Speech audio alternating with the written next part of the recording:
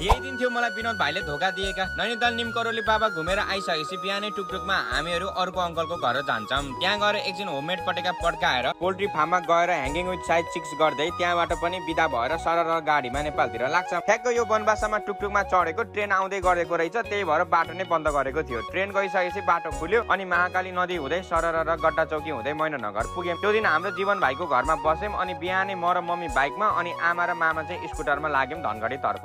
बिहानको बेला त जङ्गलको बाटो के साह्रो चिसो भएको, मेरो त हात नै कठाङ्ग्रेर धन्नै मरेको। अनि बिहानै चाहिँ विनोद भाइले फोन गरेर म आउँछु है दाइ भनेका थिए, आइदिएनन्। फेरि आफैले पसल खोलेर उहाँ अङ्कललाई 2वटा ठुल्ठुला घन्टी अनि उहाँ आन्टीलाई 6वटा थाली टिका थाली बेचे। त्यसपछिको 9 दिनको लामो छुट्टी पछि चाहिँ हाम्रो मामाले विनोद भाइलाई ल्याएर मन्दिरमा कसम खुवाएर अबदेखि दाइलाई धोका दिन्न भन्न लगाएर बल्ल तल्ल ब्याग भएका थिए। यो दाइले त पहिलाकै भिडियो हाल्छ भनेर नसोच्नु होला गाइज, यस्तो थगे लाग्छ नि पसल बन्द गरेर जाँदा एकछिनमै भुस भइन्छ निन्द्राले। अब चाहिँ डेली हाल्ने कोसिस गर्छु है भन्दै आजलाई बिदा दिनु, धन्यवाद।